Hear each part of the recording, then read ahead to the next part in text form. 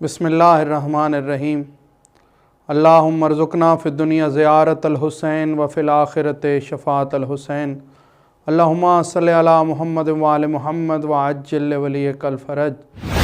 मोमिनीन किराम, अज़ादारान मौला हुसैन अलैहिस्सलाम, करबला मौजज़ों की सरज़मीन है।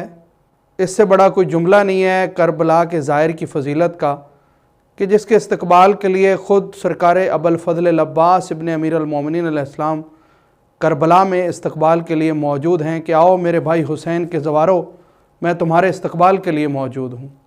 जहाँ पर सफ़र ज़ियारत करबला की इतनी ज़्यादा फ़जीलतें हैं, चूँकि मासूम अलैहिस्सलाम का फ़रमान है कि जब भी करबला की ज़ियारत का इरादा करेंगे तो हर कदम पे रुकावट आएगी।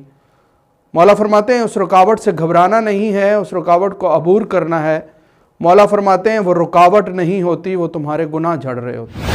तो ज़ाहिरीन मोहतरम, अज़दारान मौला हुसैन अलैहिस्सलाम जब भी करबला की ज़ियारत का इरादा करें तो ये बात ज़हन में रखिएगा कि ज़िंदगी का हर हम सफ़र भूल जाएगा, करबला का हम सफ़र कभी नहीं भूलेगा। इसलिए तो मौला ने फरमाया कि कर्ज़ लेकर भी कब्र हुसैन की ज़ियारत पे जाना पड़े तो ज़रूर जाना। मौला फरमाते हैं उस कर्ज़ के हम आले मोहम्मद ज़िम्मेदार हैं, हम तुम्हारे लिए रिज़्क़ के ऐसे असबाब पैदा करेंगे कि तुम्हारे कर्ज़े अदा हो जाएंगे।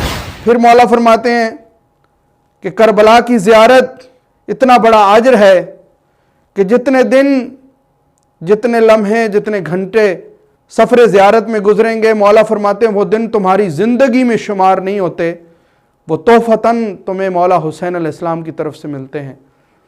तो जो दिन तोहफ़तन मिल रहे हैं, उन दिन को, उन अय्याम को, उन लम्हात को आप कभी भी ज़ाया ना करें। बहुत कीमती होते हैं वो लम्हात और कोशिश करें कि उनकी कदर ज़रूर करें। मोमिनीन किराम, अज़दारान मौला हुसैन अलैहिस्सलाम, करबला की ज़ियारत की फ़जीलत का इससे बड़ा जुमला कोई नहीं है कि मौला फरमाते हैं सारी ज़िंदगी नमक से रोटी खा लेना लेकिन करबला की ज़ियारत को तर्क न करना। और मैं अक्सर कहता रहता हूँ कि करबला मौजज़ों की सरज़मीन है। करबला में मौजज़े पहले भी हुए हैं, होते रहे हैं और इंशाअल्लाह होते रहेंगे। और करबला में कब्रों की तरतीब किसी आम इंसान ने चूँकि बनाई नहीं है, ख़ुद मौला इमाम सज्जाद अलैहिस्सलाम ने बनाई है। और मौला सज्जाद अलैहिस्सलाम ने मौला हुसैन अलैहिस्सलाम की कब्र अतर में सीने पे मौला अली असगर को, दाएं तरफ मौला अली अकबर को और बैनुल हरमैन में उतना ही फासला रखा जितना सफ़ा और मरवा का है।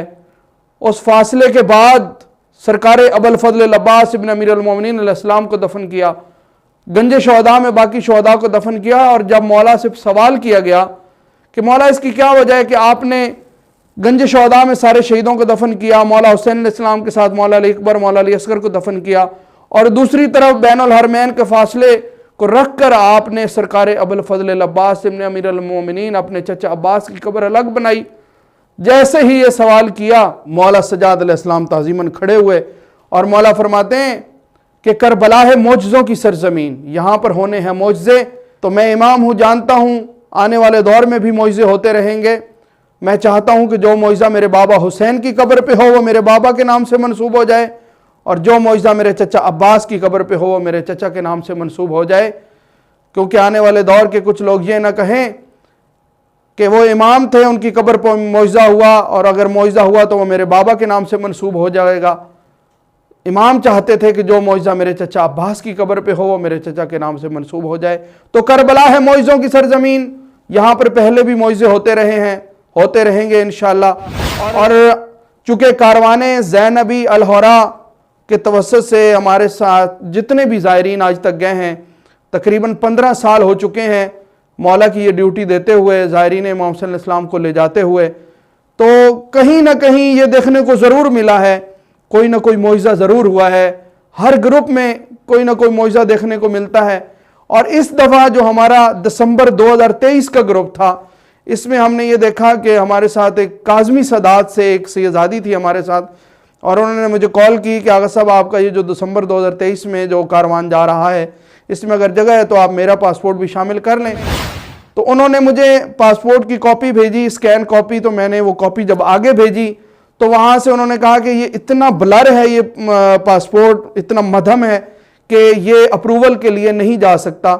تو میں نے جب ان کو کال کی کہ آپ اس کی اگین جو دوسرا پاسپورٹ ہے اس کی سکین کی کوئی دوسری کو کاپی ہے تو وہ بھجوائیں، تو انہوں نے مجھے کہا کہ میں تو اس وقت لاہور میں ہوں اور میرا پاسپورٹ گاؤں پڑا ہوا ہے تو اس لیے میں نہیں بھجوا سکتی۔ تو آغا صاحب پھر آپ ایسا کریں کہ آپ اس کو کینسل کر دیں، آپ کے اگلے گروپ میں میں انشاءاللہ تعالی جو آپ کا شعبان میں یا پھر رمضان میں جو گروپ ہوگا میں اس میں انشاءاللہ تعالی آپ کے ساتھ ٹریول کروں گی۔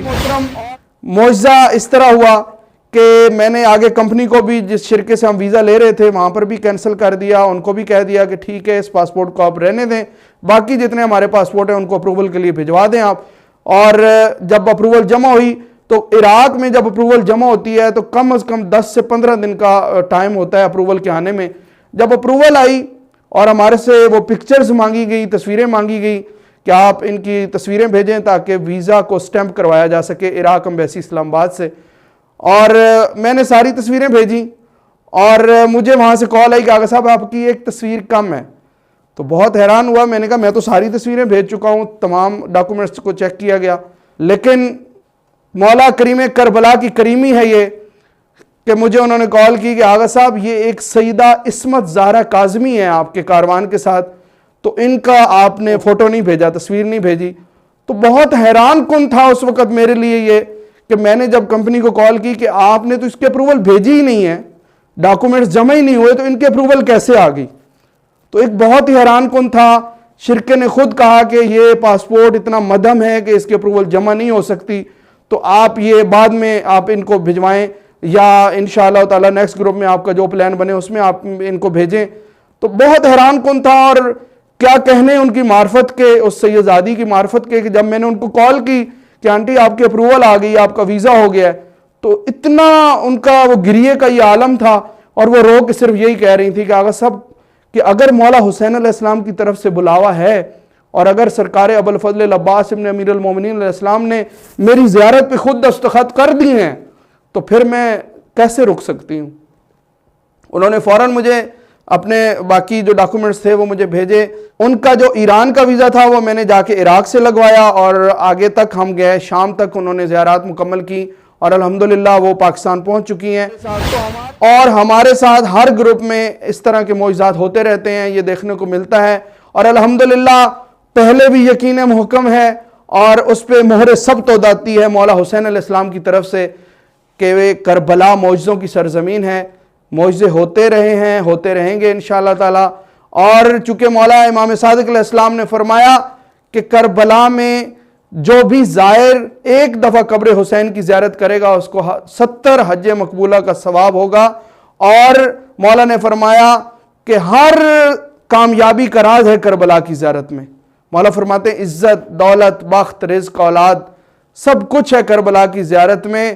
اس لیے مولا فرماتے ہیں کہ اگر تم چاہتے ہو کہ تمہاری زندگی میں تبدیلی آئے تو پھر ایک بار کربلا ضرور جاؤ۔ میری دعا ہے پروردگار عالم بحق جناب سیدہ سلام اللہ علیہا امام حسین علیہ السلام کی مخدومہ عالمیان ماں کے صدقے میں جو مومنین قبر حسین کی زیارت کے لیے ترس رہے ہیں، مالک ان کو کربلا کی زیارت سے مشرف فرمائے، اور کسی مومن کسی عزادار کو اس وقت تک موت نہ دے جب تک وہ کربلا کی زیارت نہ کر لے۔ اللہم ارزقنا فی الدنیا زیارت الحسین وفی الآخرت شفاعت الحسین، یا رب الحسین بحق الحسین اشف صدر الحسین بظہور الحجت القائم آل محمد، اللہم صلی علی محمد وآل محمد وعجل فرجہم، والسلام علیکم توفیع علی علیہ الصلوۃ والسلام مدد۔